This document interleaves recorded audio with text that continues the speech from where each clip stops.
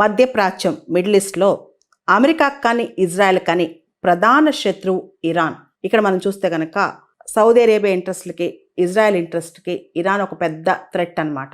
Iran ఎప్పుడు కూడా అమెరికాని ఇజ్రాయెల్ని Iran కూడా పెద్ద శత్రువులుగా భావిస్తాయి. ఇన్ఫ్యాక్ట్ చెప్పాలంటే ఇరాన్ అమెరికాని బిగ్గర్ సాతానని, అదేవిధంగా ఇజ్రాయెల్ని స్మాలర్ సాతానని పిలుస్తుంది అనమాట. మధ్యప్రాచ్యంలో ఇరాన్ వల్లే ఎక్కువ అలజడులు జరుగుతున్నాయని చెప్పి అమెరికా అభిప్రాయం. ఉదాహరణకి హమాస్కి సపోర్ట్ చేయటం, హెజ్బుల్లాకి సపోర్ట్ చేయటం, హౌతీస్ సపోర్ట్ చేయటం, ఇవన్నీ ఒక పక్కన ఉంటే మరో పక్క ఇరాన్ యొక్క న్యూక్లియర్ ప్లాన్స్ అనమాట. మనందరికీ తెలిసి అమెరికా B-2 బాంబర్స్ వాడి ఇరాన్ యొక్క న్యూక్లియర్ ప్లాంట్స్ పైన అటాక్స్ కూడా చేసింది. అయినా కానీ అమెరికాకి సరిపోవట్లేదు. 2 సంవత్సరాల క్రితమే I2U10 అమెరికా ఒకటి స్టార్ట్ చేసింది. ఇండియా, ఇజ్రాయెల్, UAE, USA ఇది కూడా ఇరాన్ని చెక్ పెట్టడానికే. ఇరాన్ యొక్క కన్జర్వేటివ్ నేచర్ కావచ్చు, ఇరాన్ యొక్క ప్రవర్తన కావచ్చు, ఇరాన్ ఇజ్రాయెల్ శత్రుత్వం కావచ్చు, అమెరికాకి నచ్చట్లేదన్నమాట. ముఖ్యంగా మనం గమనిస్తే ఇరాన్ అనేది ఇప్పుడు మిడిల్ ఈస్ట్లోనే పెద్ద థ్రెట్. ఇరాన్లో ప్రో వెస్ట్రన్ రెజిమ్ తీసుకురావాలి. 1979 ముందు ఎటువంటి ప్రభుత్వం అయితే ఉందో అలాంటి ప్రభుత్వం ఇరాన్లో తీసుకురావాలని అమెరికా కోరిక.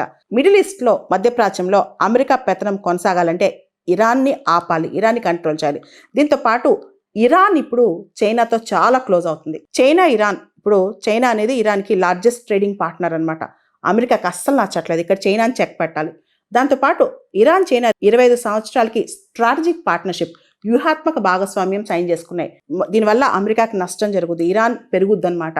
అది కూడా అమెరికా కోపం. అన్నిటికన్నా ఎక్కువ ఇరాన్ పాకిస్తాన్ ఇదంతా మనం చూస్తే ఇరాన్, పాకిస్తాన్, ఆఫ్ఘనిస్తాన్ ఈ బెల్ట్లో ఆఫ్ఘనిస్తాన్లో బాగ్రమ్ ఎయిర్ బేస్ అనేది ఉందన్నమాట.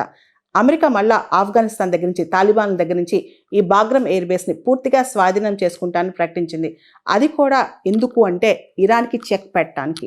దాంతోపాటు ఇరాన్ దగ్గర ఉన్న చాబహార్ పోర్ట్ ఒకటి ఉంది కదా, దానికి సంబంధించి కూడా ఇరాన్ మళ్ళీ స్ట్రాటజికల్గా స్ట్రాంగ్గా వద్దాం, వ్యూహాత్మకంగా ఇరాన్ మళ్ళీ పైకి వస్తామన్న అమెరికా భయం. మధ్యప్రాచ్యంలో ఇరాన్ చెక్ పెడితే అమెరికా అక్కడ రారాజు అవుతుంది.